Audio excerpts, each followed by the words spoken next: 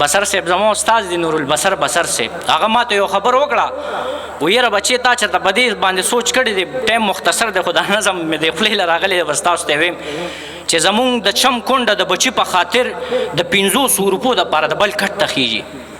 دې خبرې زه ونیولم، په هغې ما دا نظم لیکلی چې راځئ چې کونډې په دریاب له وکړو، راځئ یتیمو ته چې اور ورته کړو، چې بیا دا ستا په در کې سوال نه کوي.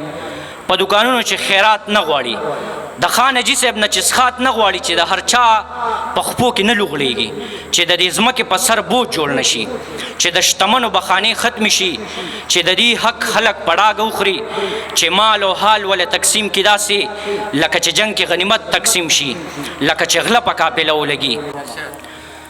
چې د مرګي نه 100 قدمه مخکې ږدمه، روح مې کېده زه به بیا ورته بیا راځمه.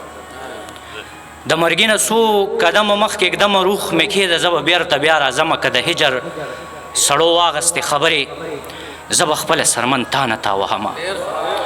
که د هجر سړو واغستې خبرې، زه به خپله سرمن تا نه تا وهمه. او دوزیر نه چرته لار کې روکې نه شي، څو ساګانې دې سینه کې ساتمه. دغه نظم دی چې راځئ چې کونډې په دریاب له وکړو، راځئ چې کونډې په دریاب له وکړو، راځئ یتیمو ته چې اور ورته کړو، چې بیا دا ستا په در کې سوال نه کوي. په دوکانونو چې خیرات نه غواړي، د خان حاجي صاحب نه چې څښات نه غواړي، چې د هر چا په خپو کې نه لوغړېږي، چې د دې ځمکې په سر بوج جوړ نه شي، چې د شتمنو بخانې ختمې شي، چې د دې حق خلک په ډاګه وخوري، چې مال او حال ولې تقسیم کړي داسې لکه چې جنګ کې غنیمت تقسیم شي، لکه چې غله په قافله ولګي. داسې وټاکئ جامې ترې واخلئ، پیزار ترې واخلئ چې خپیل بې ګرځي. ښه تسلیم و چې د زړه پې وشي، ستا په خیرات زکات ترې اور ولګي. تاسو خیرات نه چې توبه ویستې ده، تاسو زکات نه چې قسم خوړلې، تاسو بلا پیسې په ډمولې، تاسو شرابو نه چاټې ډکوئ، تاسو بلا پیسې په ډمولې، تاسو شرابو نه چاټې ډکوئ، تاسو زنا کوئ، په فخر کوئ. ستاسو خدای نشته، پیغمبر نه لرئ، تاسو قرآن نه لرئ، ډر نه لرئ، تاسو لوی ارواح هم د محشر نه لرئ.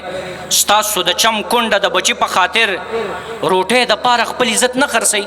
ته بیا په دې کې وایې چې حج لځمه، بیا د کعبې نه طوافونه کوې، ډک دریا عبادتونه کوې، ته د زمزم په اوبو ولې لامبې؟ هلته شیطان په کاڼو سلولې. بیا په غلاب پرځان ولې مږې؟ حجر اسود باندې خوله ولې لګې؟ بیا د نبي روضې ته ولې جاړې؟ صفا مروه کې منډې سله وخي. عمر صدیق ته سلامونه کوي، هغه عمر چې تا یې حق خوړلې، مونږ د هغه بیت المال شاړ پرېښودو. تا حدیثونو کې دا نه دي لوستې، تا ته قرآن دا حکم نه دی کړی چې اضافي شي نو یتیم لی ورکه، کونډو لی ورکه چې بدپیلې نه شي. په معاشره کې تناسور جوړېږي، روز په قیامت حساب کتاب به کېږي. ستاسو بغاړې د غریب لاسونه، تاسو د رب انصاف بیا ښه پېژنې. عزیره ټول دي د قرآن نه منکر، که ستا په شعر باندې راویښ نه شونو، بیا بې ضمیره دي، ضمیر نه لري، بیا بې ضمیره دي، ضمیر نه لري. ډېره مهرباني.